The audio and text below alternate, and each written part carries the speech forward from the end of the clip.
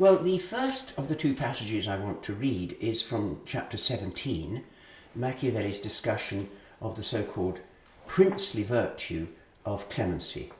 And in the passage I'm going to read, Machiavelli is considering the example of Scipio, who was celebrated in antiquity by Plutarch and also in Renaissance times for his great quality of clemency. Scipio was considered a most remarkable man, not only in his own times but in all others. But his armies rebelled against him in Spain, and the only reason for this was that he was over-indulgent and permitted his soldiers more freedom than was consistent with maintaining proper military discipline. Fabius Maximus rebuked him for this in the Senate and called him a corrupter of the Roman army. And when Locri was ravaged by one of Scipio's legates, the inhabitants were not avenged by him, and the legate was not punished for his arrogance, all because Scipio was too easy-going. Indeed, a speaker in the Senate who wished to excuse him said that there were many men who were better at not committing misdeeds themselves than punishing the misdeeds of others. This character of his would eventually have tarnished his fame and glory if he had continued his military command unchecked. But since he was controlled by the Senate, this harmful quality was not only concealed, but contributed to his glory. Well, there is the passage, and I think that the context for understanding this passage is Machiavelli's general discussion in these central chapters of The Prince, chapters 15, 16, 17, 18 and 19, of the notion of virtu, la virtu, in the figure of the Prince. And he singles out three virtues that he's particularly interested in, and one, which I shall come to later, is the virtue of justice, fides, the keeping of your promises, the keeping of good faith. But before that, he talks about the two princely virtues which had been singled out in antiquity, especially by Seneca, who had written treatises specifically on each of them. And the first, which Machiavelli considers in chapter 16 of The Prince, is generosity, liberality.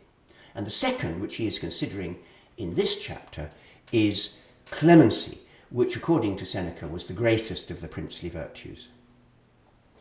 Now, this discussion of la virtu in the Principe, one has to see in the context of Machiavelli's fundamental idea, as I see it, in the treatise, which is how should a prince act, and the Italian says mantenere lo stato, to maintain his status, his standing as a prince, and of course thereby to maintain lo stato, that's to say the institutions given into his control.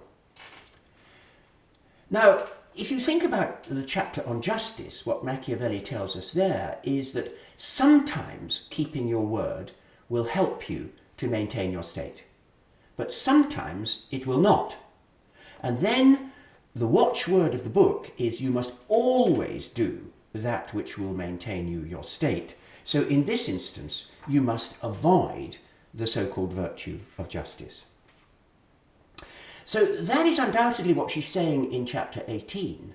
But in chapter 17, this discussion of clemency, I think he's making a much subtler point, and it's a very different point, and it's one that I have not seen much discussed. And so for the next few minutes, I'll try and talk about it.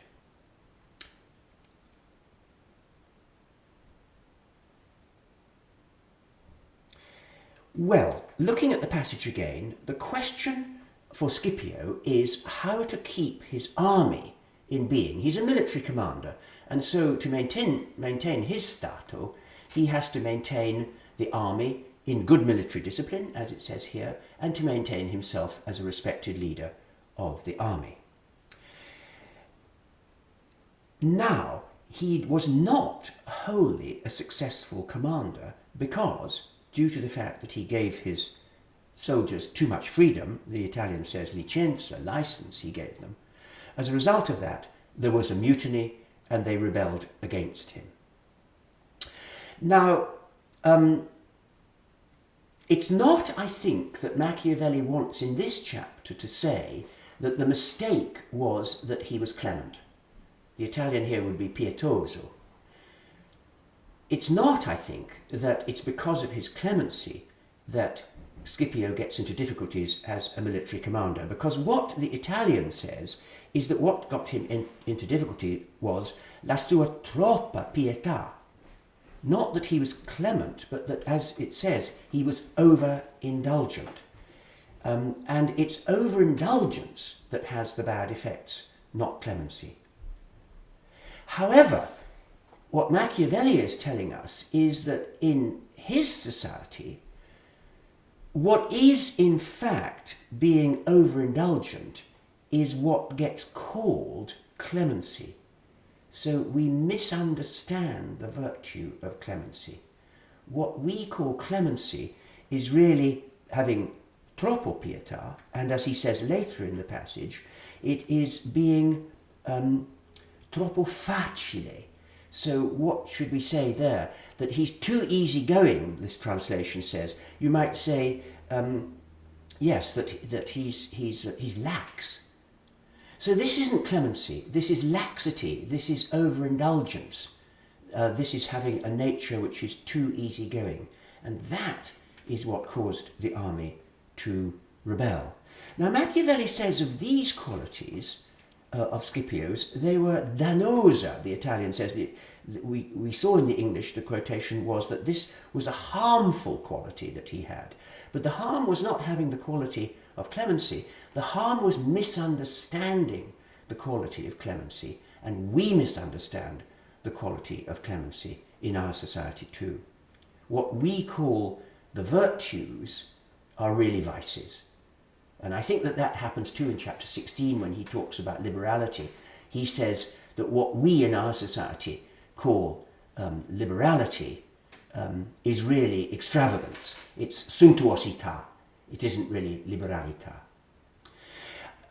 If I have an extra moment or two, I'd just like to say something about what I think one needs to understand as a background to this rather subtle discussion in Machiavelli, which is an idea which goes right back into early Greek discussions of the virtues and vices. And I don't mean Plato, I mean earlier than Plato. I mean in Thucydides.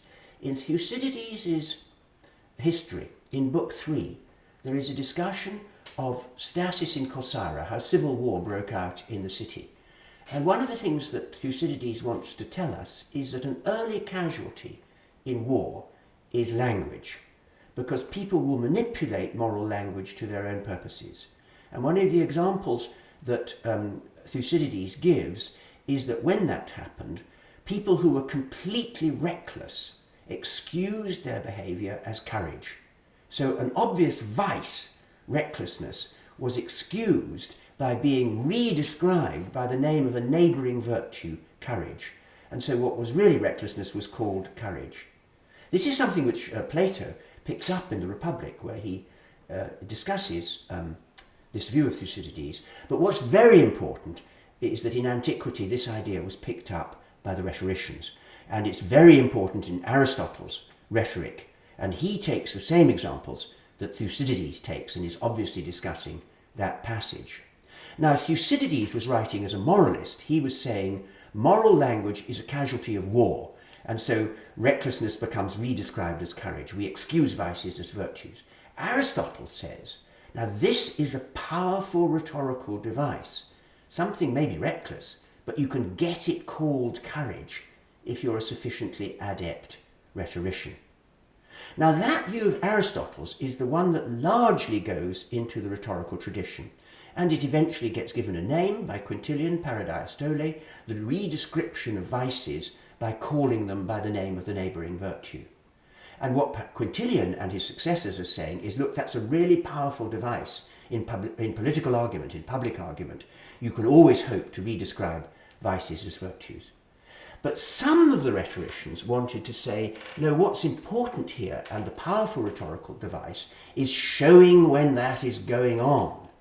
And you find that, for example, in one of the most famous handbooks of ancient rhetoric, the Rhetorica ad Herennium, where he says this issue of moral redescription from the rhetorician's point of view is a matter of pointing out the rhetorical trick that is being played.